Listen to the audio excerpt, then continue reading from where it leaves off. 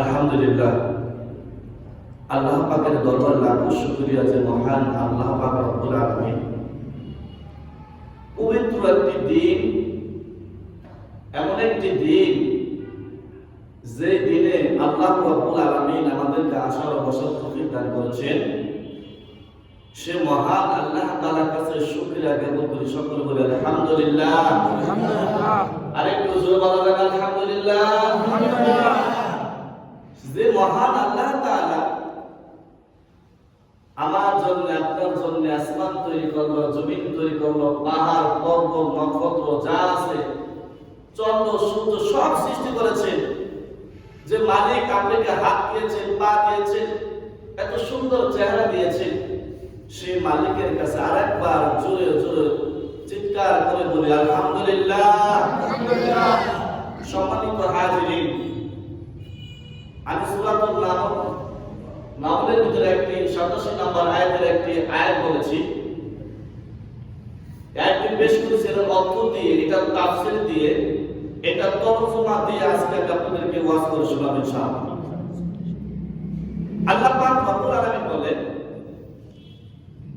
যে আমি হযরত ইসরাফিল আলাইহিস সালাতু ওয়াস সালামকে বললাম, ইসরাফিল তুমি শিঙ্গা ফুটাও। ইসরাফিল আলাইহিস সালাতু ওয়াস সালাম এখন পর্যন্ত দুনিয়া যখন আল্লাহ রব্বুল আলামিন তৈরি করেছেন, কিয়ামত আগ পর্যন্ত সে অপেক্ষা করে আছে আল্লাহ পাক কখন আমাকে হুকুম করবে আর তখনই আমি শিঙ্গা ফুটিব। আমরা দুনিয়াতে ছোট ছোট বাচ্চারা দেখবেন অপেক্ষা করে থাকি যে কবে বিয়ের দাওয়াত খেতে যাব, কবে মামার বাড়িতে যাব, কবে চাচার বাড়িতে যাব। ছোট ছোট বাচ্চাগুলো অনেক আশা করে থাকে, তাই না? ঠিক এরকম করেছে আজরাইল, আপনার ইসরাফিল আলাইহিস সালাতু ওয়াস সালাম, সে অপেক্ষা করে আছে যে আমার মাওলা কখন আমাকে হুকুম দিবে, হুকুম মতন আমি শিঙ্গা ফুটব। আমার বন্ধুগণ, হযরত ইসরাফিল আলাইহিস সালাতু ওয়াস সালাম শিঙ্গা ফুটিবেন। শিঙ্গা ফুটার সাথে সাথে আসমানের উপরে, জমিনের নিচে যা আছে সবাই ভয় পেয়ে যাবে। এত কঠিন আওয়াজ হয়ে যাবে, এত কঠিন আওয়াজ, ওই আওয়াজে সবাই ভয় পেয়ে যাবে। ভয় পাওয়ার সাথে সাথে আসমান জমিন যা আছে সব ভেঙে তুসতুস হয়ে যাবে, ধ্বংস হয়ে যাবে, কোনো কিছু থাকবে না। আবার আল্লাহ ডাকতে পারতেছে, পৃথিবীর কোনো কিছু থাকবে না, আসমান থাকবে না, থাকবে না পর্বত, থাকবে না জমিন, কোনো কিছু থাকবে না। যে মুমিন, যে বান্দাদেরকে আল্লাহ রাব্বুল আলামিন এত মহব্বত করিয়া সৃষ্টি করলেন, এত ভালোবাসিয়া সৃষ্টি করলেন, এই বান্দাগুলো থাকবে না। ফেরেশতাগুলোকেও আল্লাহ পাক রব্বুল আলামিন সৃষ্টি করলেন, সেই ফেরেশতাগুলো থাকবে না, সব শেষ হয়ে যাবে, সব শেষ হয়ে যাবে। 6 মাস পর্যন্ত শিকাখালী দিতেই থাকবে, দিতেই থাকবে। যখন নাকি সব শেষ হয়ে যাবে, তুলার মতো সব ঘুরতে থাকবে, ঘুরতে থাকবে। দুলা একবার দুলার সাথে বিলীন হয়ে যাবে, সব শেষ হয়ে যাবে। আল্লাহ রাব্বুল আলামিন আবার নতুন করে আসমান আর জমিন তৈরি করবে।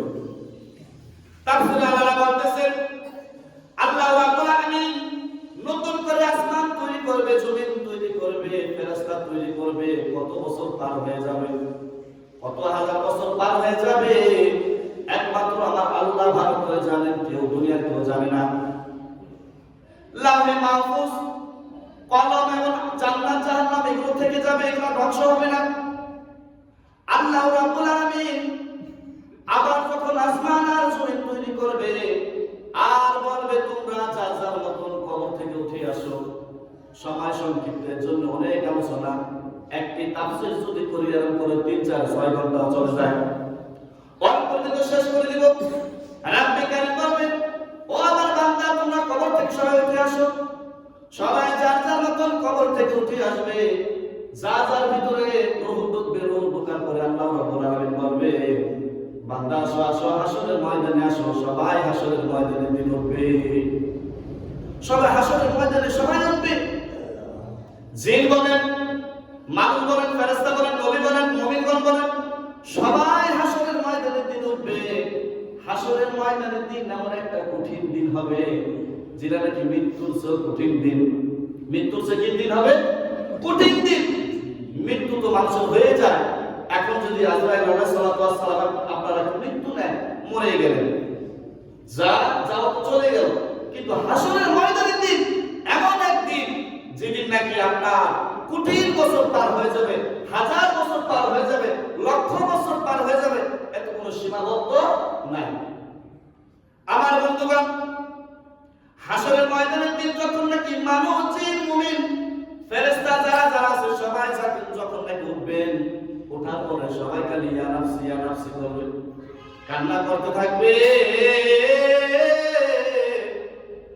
আর বেহুশ হয়ে যাবে। সূর্যের তাপ এমন পরিমাণ লাগবে, সূর্যটা মাথার উপরে চলে আসবে। হাদিসের ভিতরে আছে আধা হাত মাথার উপরে, আধা হাত উপরে, এতটুকু ডিফারেন্স থাকবে। আর গরমের ভিতরে এত পরিমাণ গরম লাগবে, আর ঘামতে থাকবে, ঘামতে ঘামতে বেহুশ হয়ে যাবে। মাথার মগজগুলো চাপের ভাতের চাপ এরকম নাকি টকবক টকবক টকবক করে এভাবে খালি টকবক টকবক করতে থাকবে। মানুষগুলো চিল্লায় কান্না করবে, ফেরেশতাগুলো থর থর থর থর থর করে খালি কান্না করবে, থর থর থর থর করে খালি কাঁপবে। জিনগুলো থর থর থর থর করে খালি কাঁপবে। মানুষগুলো মুমিন বান্দা যারা আছে তারা থর থর হয়ে কাঁপবে। নবী রাসূল যারা আছেন তারা থর থর হয়ে কাঁপবে, পাগল হয়ে যাবে, কান্না করবে। কোথায় যাব আমরা, কোথায় শান্তি পাবো? কোথাও শান্তি নাই। জমিনগুলো তামা হয়ে যাবে। কত মানুষগুলো দেখা যাবে তারা মাটি আছে, মাটিগুলো সব খালি কামড়ায় খাবে। কত মানুষ আছে তারা ওই জমিনে যেগুলো থাকবে, ধুলা থাকবে, খালি চেটে চেটে খাবে। পানির তৃষ্ণায় পাগল হয়ে যাবে। পানি নাই, পানি নাই, পানি নাই। তারা চিন্তা করবে এখন আমরা কোথায় গেলে আশ্রয় পাবো।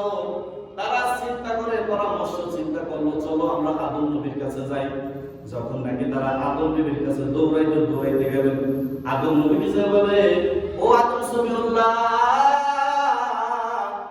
আজকে কঠিন দিন, এমন একটি কঠিন দিন, আজকে আমরা পেরেশানির ভিতরে আছি, পাগলের মতন হয়ে যাচ্ছি, আমাদের অবস্থা ভালো না, আমাদের পানির জন্য পাগল হয়ে যাচ্ছি। দেখেন না সূর্যের তাপে আমাদের কি অবস্থা হয়ে যাচ্ছে, ঘামতে ঘামতে আমরা পাগল হয়ে যাচ্ছি। ও আদম সফিউল্লাহ, আপনাদের আল্লাহ রাব্বুল আলামিন এত মহব্বত করিয়া, এত ভালোবাসিয়া জান্নাতের ভিতরে দিলেন। আল্লাহ পাক নিজের হাতে তৈরি করছেন। আল্লাহ আপনার কথা ফেলাইয়া দেবেন না।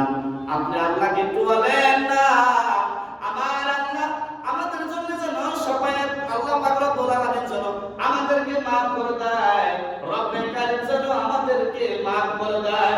আমাদের অনেক কষ্ট হইতেছে, আল্লাহকে বলেন না, আল্লাহকে একটু বলেন না। এমন করে আদম নবী বলবে, আমি কি তোমাদের জন্য শাফায়াত করব? আমি নিজেও তো একটি ভুলের ভিতরে আছি।